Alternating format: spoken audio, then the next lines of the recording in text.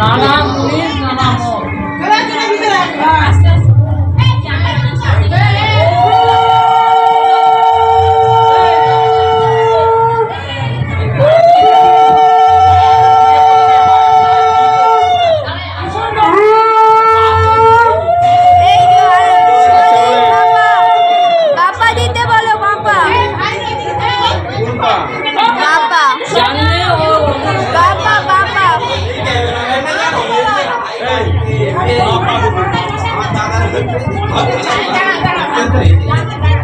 যখন বলবো তখন পাল্টা দেবে। ওই যে কবর পড়ে গেছে রে।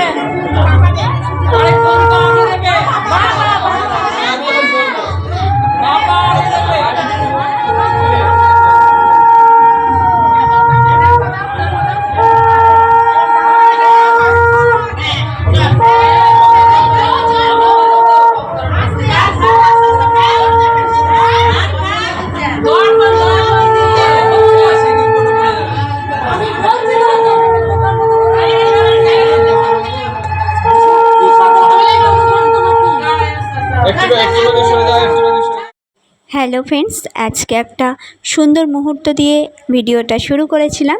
আশা করি তোমাদের ভালো লাগবে। আজকে মায়ের হাতে চিংড়ি মাছের মালাইকারি একদম বাঙালি স্টাইলে মা বানিয়েছিল, সেটাই তোমাদের সাথে শেয়ার করছি। তো দেখো, চিংড়ি মাছটাকে সিদ্ধ করে নিতে হবে। সিদ্ধ করে নেওয়ার পর দেখো এখানে বাইরে বৃষ্টি হচ্ছে। এই রেসিপিটা অনেক আগেই করা ছিল, তো আমি এইটুকু ভিডিও তোমাদের দেব বলে এটাকে আমি একসাথে করে নিয়েছি। তো দেখো বাইরে ভীষণ বৃষ্টি হচ্ছে। চিংড়ি মাছটা সিদ্ধ করার পর মা তুলে রেখেছে। তারপরে কড়ার মধ্যে দিয়েছে তেল, সর্ষের তেল। তারপরে সর্ষের তেলটাকে দিয়ে আলুটাকে খুব লালচে রং ধরিয়ে ভেজে নিতে হবে। লালটা ভেজে নেওয়ার পরে আলুটাকে কিন্তু তুলে রাখতে হবে। এটা মায়ের রেসিপি, আমি একটু মাকে হেল্প করছিলাম। তো সমস্ত পুরনো বন্ধুদের অনেক অনেক ধন্যবাদ, নতুন বন্ধুদের সাদরে আমন্ত্রণ জানাচ্ছি। আর আরও একটা কথা বন্ধুরা, হয়তো অনেকে জানো আবার অনেকে জানো না। তো যারা জানো না তাদের উদ্দেশ্যেই বলছি, আমার বন্ধুরা অনেকেই এসছো, তারা কিন্তু বারবার করে লিখছো সাবস্ক্রাইব করেছি, বন্ধু হয়েছি। তো এরকমভাবে সাবস্ক্রাইব করেছি, বন্ধু হয়েছি প্লিজ বলো না, তাহলে কি হবে, আমি যাওয়ার পরেই আমার দুজনেরই সাবস্ক্রাইবারটা কেটে যাবে। এটা কিন্তু একদম রুলসের বাইরে। তো বারবার করে আমি আগেও ভিডিওতে অনেকবার বলেছি যে সাবস্ক্রাইব করেছি, নতুন বন্ধু হয়েছি, এগুলো লিখো না। একটা বক্স দিয়ে দিও, গিফট বক্স, তাহলেই আমি বুঝে যাব কেউ আমার চ্যানেলে নতুন বন্ধু এসছো। আমি ঠিক টাইম মতো, সময় মতো তোমাদের পরিবারে চলে যাব। তো দেখো, আর কি করে বলবো, এর আগেও অনেকবার বলেছি, আবারও একবার বললাম, এইভাবে আমার অনেক কটা সাবস্ক্রাইবার আবারও কেটেছে, তাই বারবার করে বলছি এইভাবে লিখো না। তো দেখো এখানে তেজপাতা, গোটা জিরে আর ফোড়নে দিয়েছি গোটা এলাচ। ফোড়নটা ভাজা হয়ে গেলে পেঁয়াজ দিয়ে লালচে করে ভেজে নিয়ে আদা রসুনের পেস্ট দিয়েছি। আদা রসুনের পেস্টটাকে দিয়ে খুব ভালো করে কষিয়ে নেওয়ার পর এখানে একটা টমেটো পেস্ট করে রেখেছিলাম, একটা টমেটোকে এখানে দিয়ে দিয়েছি। ভালো করে সমস্ত মশলাগুলোকে কষিয়ে নিতে হবে। আমার সমস্ত পুরনো বন্ধুদের অনেক অনেক ধন্যবাদ এবং আন্তরিক ভালোবাসা।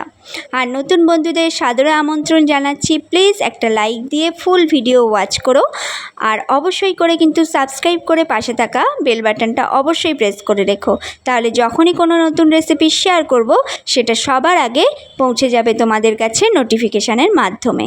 তারপরে দেখো এখানে পরিমাণ মতো হলুদ দিয়েছি, আর দেব পরিমাণ মতো লবণ, আর এখানে দিয়েছি লঙ্কা গুঁড়ো। এখানে কিন্তু আর কিছুই দিতে হবে না, এটা সম্পূর্ণ মায়ের রেসিপি।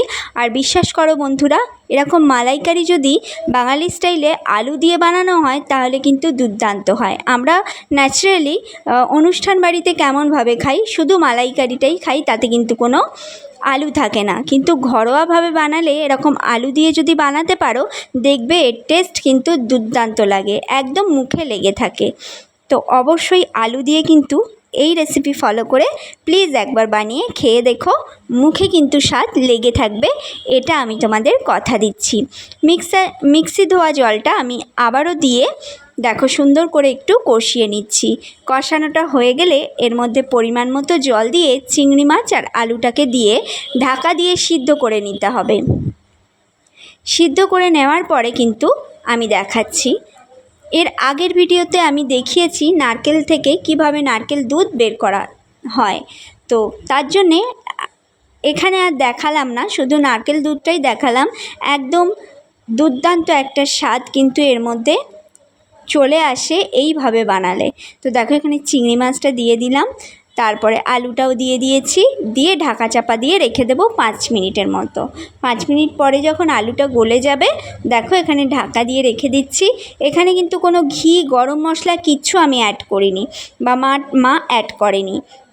এমনিতেই এত সুন্দর খেতে হয়েছিল যে এই একটা তরকারি দিয়ে মুড়োমুড়ি পুরোটা ভাত খাওয়া হয়ে যাবে। এমনকি রুটি বা পরোটা দিয়েও কিন্তু এইটা খেতে ভীষণ ভালো লাগে। গরম গরম ভাত হলে তো আর কিছুই লাগে না। আর যদি এটা ফ্রাইড রাইসের সাথে খেতে চাও, পোলাও, ফ্রাইড রাইস, তাহলে এর ঝোলটা আরও একটু মেরে নেবে, একটু বসা বসা গ্রেভি করে নেবে, তাহলে কিন্তু আরও বেশি ভালো লাগবে। তো আজকে এই অবধি, দেখা হবে নেক্সট ভিডিওতে। সকলে খুব ভালো থেকো, সুস্থ থেকো, অনেক অনেক ভালোবাসা রইল।